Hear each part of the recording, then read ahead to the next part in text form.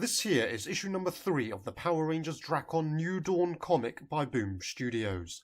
This is the last in the series, and we continue the story with Jason having regained his Red Ranger powers.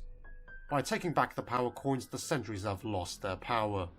They're angry and try to attack Jason, but are no match for him. Jason then returns Zack and Trini's power coins to them, but they are hesitant to morph into Rangers. Kimberly then approaches Jason and tells him that he nearly got everyone killed. In Jason's eyes, he was just taking back what rightfully belonged to him, and didn't want anyone to get hurt. Kimberly then reveals to him that they nearly beat Eclipta, but after Jason took the power coins back, the sentries lost their powers. Scorpina attacks Jason because his actions resulted in the death of Adam. Jason easily overpowers Scorpina and reminds Kimberly why they became Rangers in the first place. It was to defeat villains like Scorpina. Kimberly tells Jason that Zordon made the Rangers to protect people, not beat up the bad guys. Well, that's debatable, but I can see what she's getting at. Zack and Trini drop their power coins as they don't want their powers back, but claim they're still Rangers. Again, that's debatable. They were called the Coinless for a reason. Jason is angry at Zack and Trini and says if he had all the Morphin coins, the war would have ended before it began.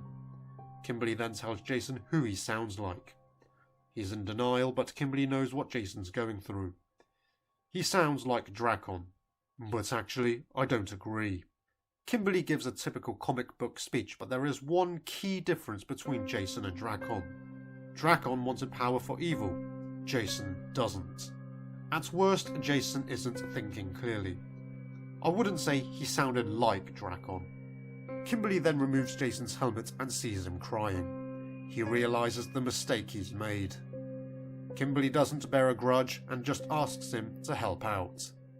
Finster 5 then tells everyone that Eclipta has multiplied in size. Jason then tells Finster 5 that he saw a Zord that looks like Lord Zed. Finster 5 calls it the Zerd, which Kimberly thinks sounds stupid. And she's right. The Zerd is not battle ready though, and one well-placed hit could destroy it. Zack asks what the rest of them will do without the diffuser to power up their army. Kimberly says Jason gave her an idea, and so they work on building part of another Black Dragon Zord, namely the Blaster. They're using it as a new diffuser. The plan is to use it to give the sentries and the Coinless the Morphin energies.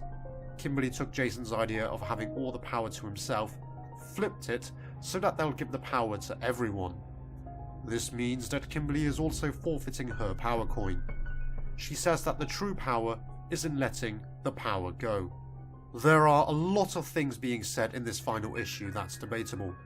That was another one.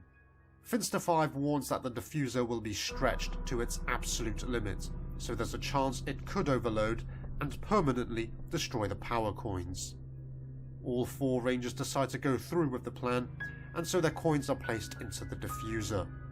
It gets to work, and Finster 5 advises the Rangers to step back because the coins are shattering. And we see everyone morphed. My initial reaction to these new suits?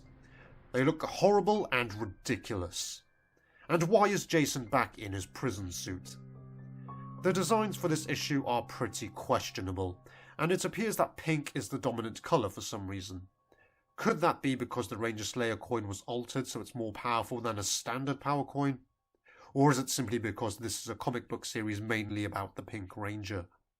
We then see all the Rangers take on Eclipta. They say they are no longer coinless and that they are no longer servants of Drakkon. They are the Shattered. Now, I don't know which part of the world you're watching this video from, but the Shattered sounds ridiculous. As a British person, this just makes me think the Rangers are exhausted. It's not just the Shattered on the ground that are attacking Eclipta. The Zerd joins in the battle, and it's piloted by Jason and Bulk and Skull. Skull says he's happy to be piloting a Zord with his best bro Bulk, and this time it's not a dream like the original TV series. But the Zerd doesn't last long at all. It goes down pretty quickly. So the Shattered are just down to the ground forces and they swarm Eclipta by climbing onto her in a bid to bring her down.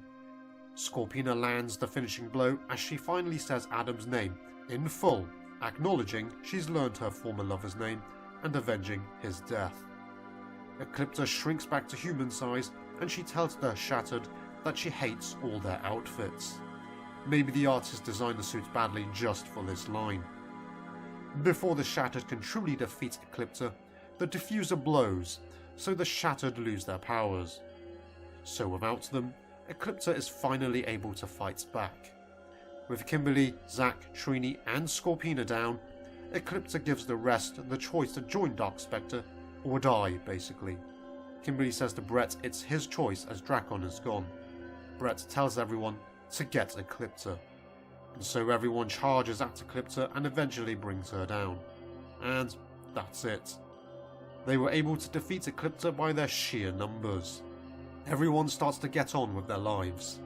Kimberly and Jason embrace, and the former Ranger power coins are useless now. They have shattered, and so the Zords won't be coming back either. Kimberly thinks it's alright though. After everything that's happened with Drakkon, the former Rangers, Coinless and the Sentries have each other. They're shattered, but not broken. And we see everyone rebuilding their home. The series ends with Dark Spectre asking Andros whether Eclipta succeeded. He tells him that she failed, but he will make Dark Spectre proud. So in this world, Andros became brainwashed like Corone, and has become a male equivalent of Astronomer. It seems that this Earth is doomed. Kimberly had the power coins destroyed, they have no Zords. Earth is defenseless. This was a mixed ending. Obviously it's great that the good guys won the battle against Eclipta, but the way in which they did so has left Earth open to invasion. It makes you wonder then, did Kimberly really make the right decision? I'm not sure an attack in sheer numbers will defeat Andros and Dark Spectre's invasion force. I absolutely hated the designs for the Shattered. Now, I don't know if they were drawn that way for the one-liner by Eclipta when she said she hated the outfits. I will say though that in terms of fitting in with the theme of Drakkon New Dawn, the outfits look fine. This is a dystopian society after all. The outfits for the Shattered are like cyberpunk outfits, and so they fit in with the rest of the post-apocalyptic look of the world. It was Jason who looked out of place with his bright red suit. On the whole, this series was interesting to see what happens to the world of the Coinless, and for us to learn Jason's true fate. The downside is this world is plagued by darkness, and Kimberly's victory has paved way for the destruction of Earth. I wonder if the new Mighty Morphin or new Power Ranger series will revisit this world. I think the story suffered for being just 3 issues long. Perhaps if it was 5 or 6, then maybe we could have got a better ending.